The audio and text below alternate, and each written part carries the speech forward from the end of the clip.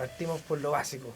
Nombre, de dónde viene, de hace cuánto está en Rengo, quién es y qué hace. Hernán Quintanilla Méndez, vengo del sur del país, llegué el año 1944-45 con mi familia, con mi padre. Yo tenía justamente 5 años y desde entonces nunca más me moví de Rengo, salvo algunos viajes locos que hice o que la vida me señaló. De manera que me he desarrollado aquí en mis trabajos y, como yo lo decía en De Vinos y Amor Ardiente, llegué a Rengo en carretela a los 5 años y un día. Empecé a escribir poesía alumbrado por 2 velas. Así fue llenando esquelas hasta ser Así fue llenando esquelas hasta ser...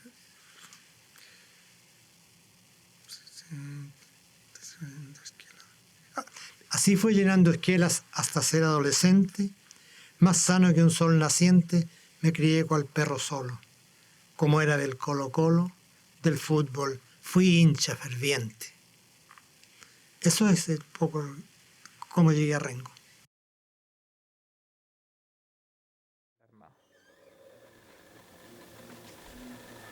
Mañana es partido. ¿Mañana es? Ay, que el miércoles día. Partido de Chile. Yo pensé que era jueves hoy día. ¿Hoy día qué día es? ¿Jueves? Hoy día es jueves. No. No, es miércoles. Mañana es partido. Sí, estaba pensando en el partido. Sí, Mañana es jueves, a las 8, a las 9. sí.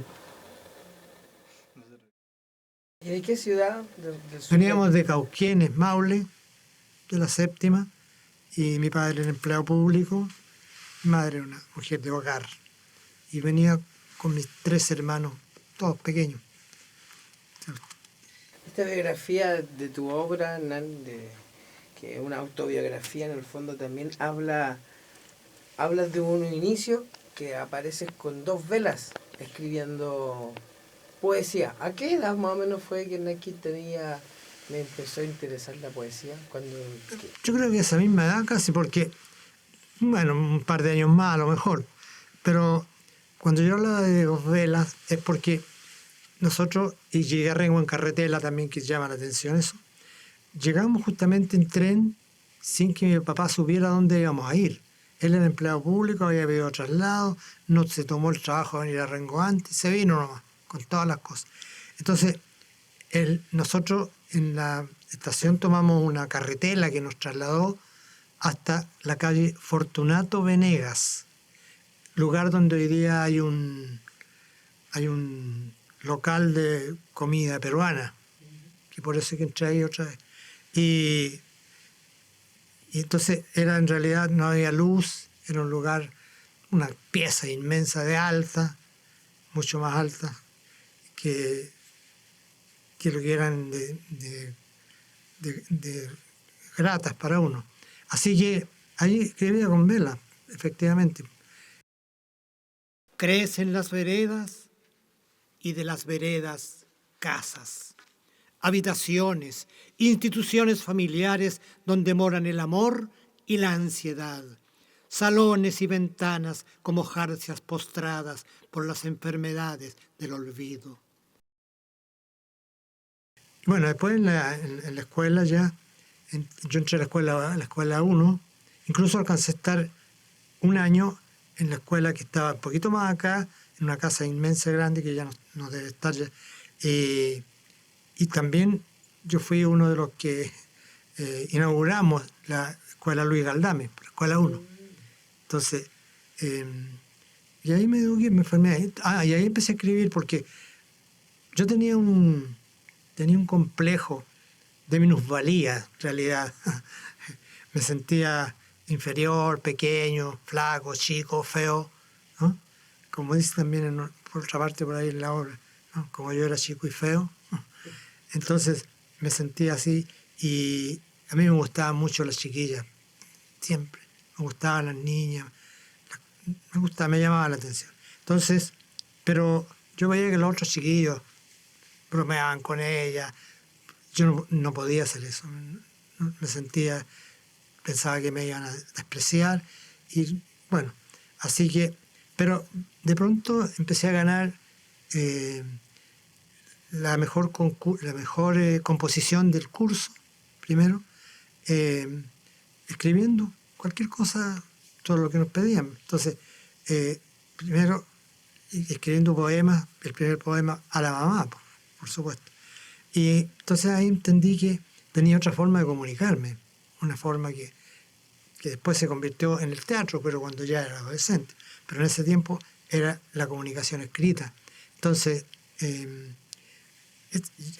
ahí yo le mandaba cartas, cosas así, le escribía cosas que no reflejaban nada mío, sino que para que ellas les gustara eso, nada más, caerles bien a las chicas.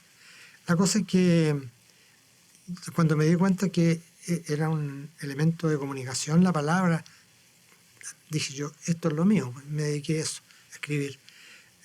No a escribir en gran cantidad, pero sí a hacer poesía y cosas por el estilo. Y así fui progresando. Pueblo de Rengo. Te lo repito, pueblo, pueblo, y me responden ciudad, ciudad me contestas. Las nuevas esquinas y los paisajes y los pasajes de nombres desconocidos y las esquinas donde se cruzan las calles sin saber dónde termina la ciudad. Ruidos urbanos, los pitazos, crecen los ruidos ciudadanos vulnerando la siesta de los sauces y los álamos desfilan como animales al matadero antes de arder en fósforos convertidos. Y las campanas cadenciosas de la plaza en la iglesia parroquial en la iglesia, espantando los pájaros y las palomas multitudinarias y los gorriones plomizos y el progreso arrasando los pastos desordenados por el viento y las usinas espantando a los queltehues y nubes recientemente fugadas de los hornos donde el trigo se hace pan y el obrero muerde la marraqueta añeja y destilada. ¿A qué edad llega el teatro a tu vida? ¿Y cómo llega? Yo creo que llega como a los 12, 13 años, tal vez, 14. Yo vivía en calle Arturo Prat, 311, al lado de lo que hoy día es la tienda San Antonio. Y entonces, mi hermano también era aficionado, él dibujaba. Y hacíamos máquinas para dar como películas así, con papel transparente, películas sin movimiento, menos sonoro, eran cajas. Bueno, ese fue el primer encuentro con el espectáculo, porque vendíamos entradas a los niños de la cuadra para que vieran esas películas. Entonces, de a poco, nosotros éramos amigos de la familia Rojas, que nos juntábamos todos los días a jugar ahí en Serrano, no había pavimento y jugábamos en la noche. Y sin saber por qué, porque ellos tampoco tenían ascendencia familiar de artistas, y nosotros tampoco. Y dijimos, ¿y por qué no hagamos teatro en vez de hacer estas películas? Y empezamos a meternos en el teatro. Así conocimos al maestro de acá de Santiago, que era Enrique Gajardo Velázquez, a quien le gustó porque nosotros, siendo casi niños, estábamos tratando de hacer teatro por las de nosotros, como diría cualquiera. Ensayábamos en las casas y Renan, que era también de los Rojas, que falleció ya, Renan escribía. Nosotros actuábamos solamente y dirigíamos y actuábamos y empezamos a presentarnos en las veladas de aquí en Rengo.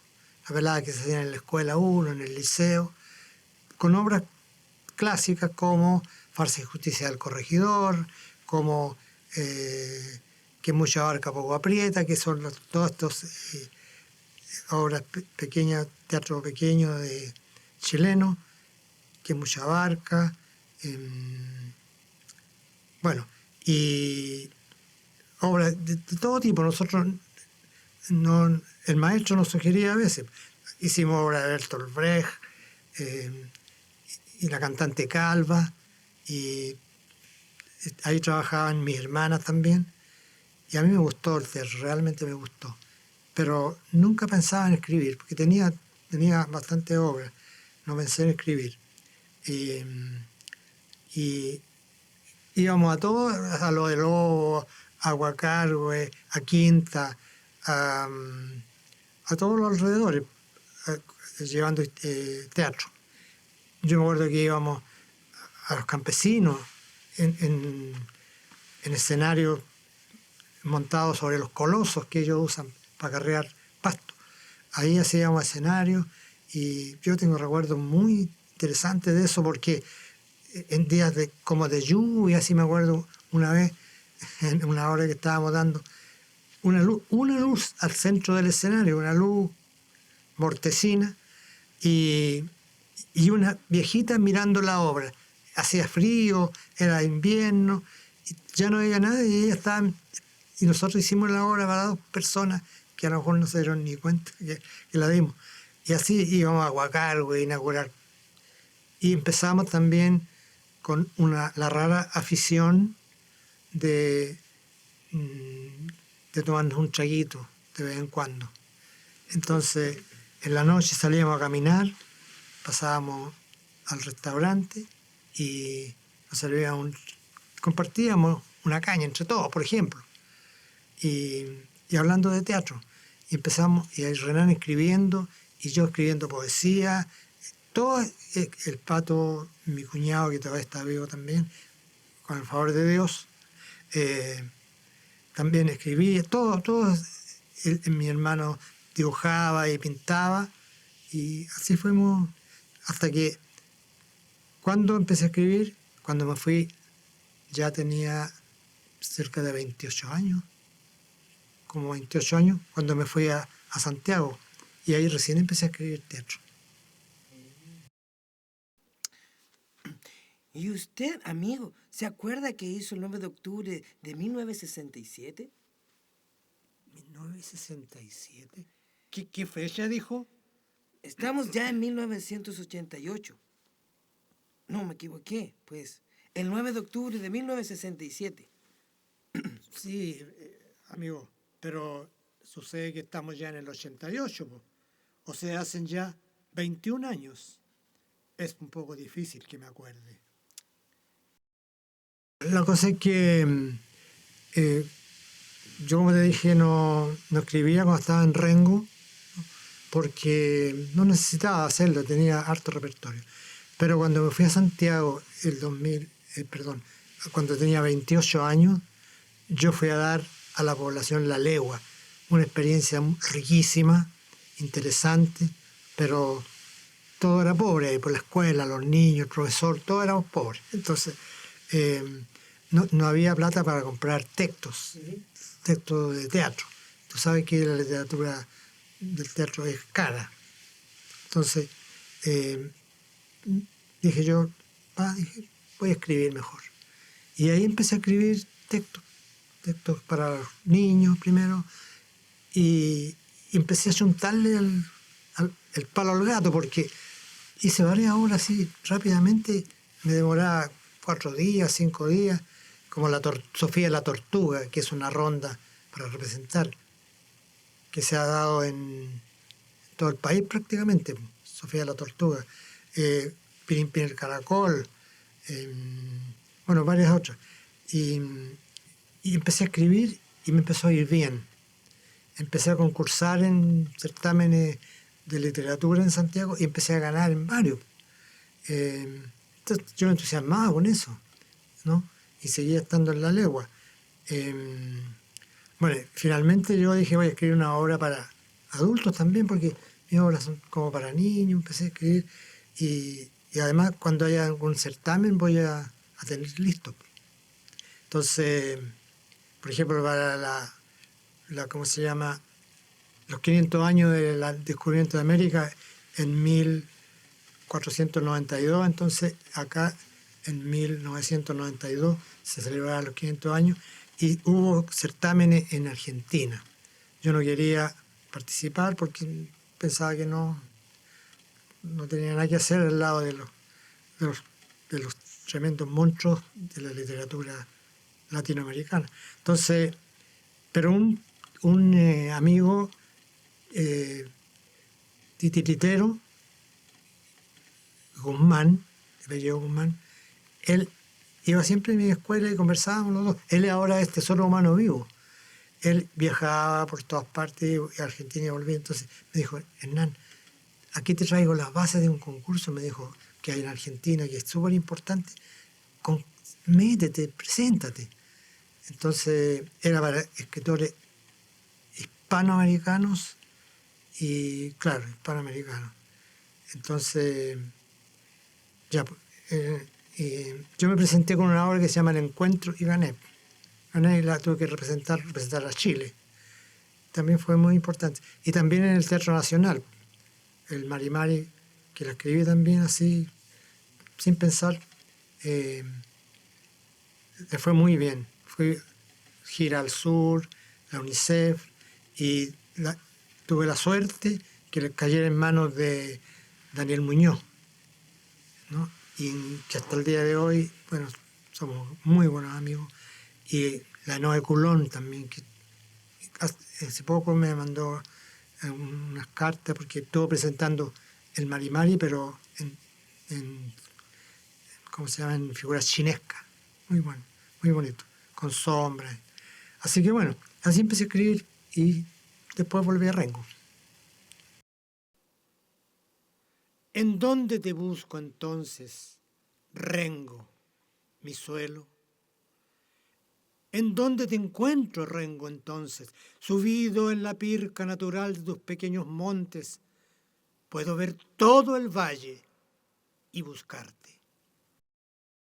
Yo, cuando se casaron mis hijos, tengo 2 hijos, una hija y un hijo. Cuando se casaron, yo le dije a mi esposa, mira, ¿sabes? Ya voy a dejar la pedagogía, me voy a dedicar al teatro.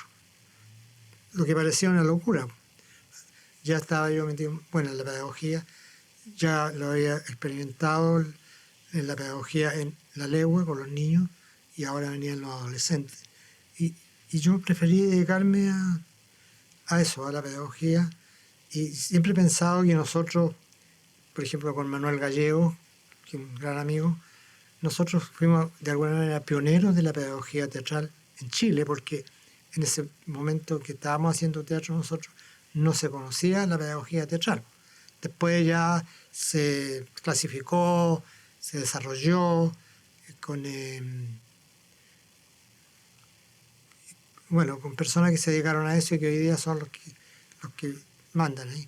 Pero nosotros hicimos pedagogía teatral empíricamente, en términos de, hacíamos nosotros mismos nuestra dinámica. Y bueno, así que ahí empecé a escribir. Oye, estamos de mujer, entonces, ¿Hacemos eso o lo hacemos después? estemos de mujer, hazlo tú. Pero como hombre, ¿no? Entonces, de profesor normalista, después hace poquito leíamos que renunciaste a ser director, llegaste a ser director Sí, claro, claro. y después renunciaste. Pero tú, en la dictadura me tocó eso. Eran otro tipo de injusticia y de arbitrariedades contra el magisterio. Puedes llamarlo Luis, como aquel compañero que el fatídico martes, con forma de traición y de metralla, llegó a mi casa cerca de las 8:30 y me dijo, levántate, tenemos que ir, pues de esta enfermedad la gente muere y tendré que morir. Yo renuncié a la dirección de la escuela, porque los directores eran tal vez un poco lo que han sido ahora, esperando que se mejore, el jamón del sándwich. Por debajo los apoderados, el papeleo, la falta de recursos para la escuela, por debajo eso. Y por arriba las autoridades que están encima, que no tienen idea, y ya lo hemos visto en los últimos ministros de educación que tenemos aquí en Chile, ¿cierto? El año 1988, cansado de la educación municipal, presenté mi renuncia a la dirección de la Escuela 472 de Pedro Aguirre Cerda en Santiago. Y con una humilde maleta de viaje me embarqué hacia Estados Unidos, donde residía mi hijo, quien se abría paso en la difícil tarea de conquistar un mejor futuro, integrándose a los miles de latinos que se ganan la vida, haciendo lo que podríamos llamar el trabajo sucio en labores manuales y de esfuerzo. Yo le dije a mi esposa, mira, ¿sabes? Ya voy a dejar la pedagogía, me voy a dedicar al teatro. Lo que parecía una locura, pero sin embargo lo hice porque ya estaba neurótico, no quería ir a trabajar, sentía que la escuela estaba como lo que hoy día dirían una depresión aguda, laboral. Entonces renuncié y claro, me vine a Rengo a trabajar como profesor de teatro en la Asunción, pituteando algunos proyectos, y en eso he estado varios años aquí. Se despierta la plaza, Magnolio y Araucaria, cruzan los carretones del pan y del lechero, el pito de las 7 pone el rumbo ligero y el sol reemplaza en turno a la débil luminaria. Y en Rengo, en Rengo ya no abandonamos más ya. En la Escuela Asunción yo tengo que reconocer que el Colegio Asunción fue mi lugar mater para desarrollarme en el teatro, porque con la Asunción logramos varios triunfos interesantes y había colaboración de la dirección del establecimiento. Yo sé que los colegas, ¿cierto?, los profesores, los he visto a través de la pandemia, tratando de salir adelante, pero no tienen condiciones, no hay nadie le pregunta nada, sino que sacarle el jugo, y está lleno de carencias. También los profesores, bueno, municipales, soportan una serie de, no sé si injusticias, tal vez son, bueno, en el fondo son injusticias, situaciones en que están ellos estancados, no tienen acceso al estudio propiamente, tiene que cambiar el paradigma de la educación, tiene que cambiar eso, ¿no? Que todos pensemos igual, que todos pensemos que necesitamos la educación, que todos, y que la educación es atención a la persona, atención al artista. Y llegamos, lamentablemente, al abandono de nuestros artistas, al abandono de los artistas de la escena, de los artistas de la pista, de los artistas del cine, de la radio, ¿cierto? Y no hablo de los privilegiados que pueden llegar por otros medios, sino que de los que están todos los días en los barrios, ¿no? Porque no podemos pensar en el arte como una cosa personal de grupos, ¿no? El arte es el pueblo es arte, y ya lo está demostrando y lo ha demostrado más de una vez. Entonces, el mensaje es para nuestras autoridades, que mediten un poco, que sean artistas también, que sean artistas de la justicia, que sonrían con esperanza, que no todo es tan duro, tan pesado, tan denso, como esas charlas que se dan, esas conversaciones. No, todo es volver a ser niño, me decía alguien a mí un tiempo atrás. Hernán, ojalá nunca deje de ser el niño que parece que ha sido, nunca deje de hacerlo. Eso es lo que falta, que seamos inocentes, pero con harto corazón. Gracias, maestro.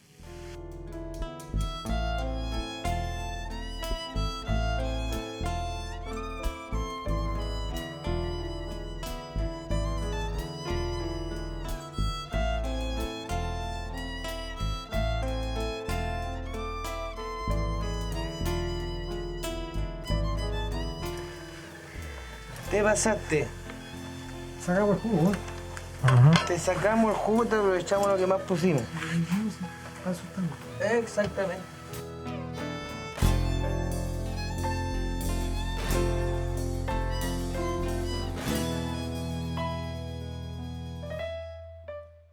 Hay tradiciones.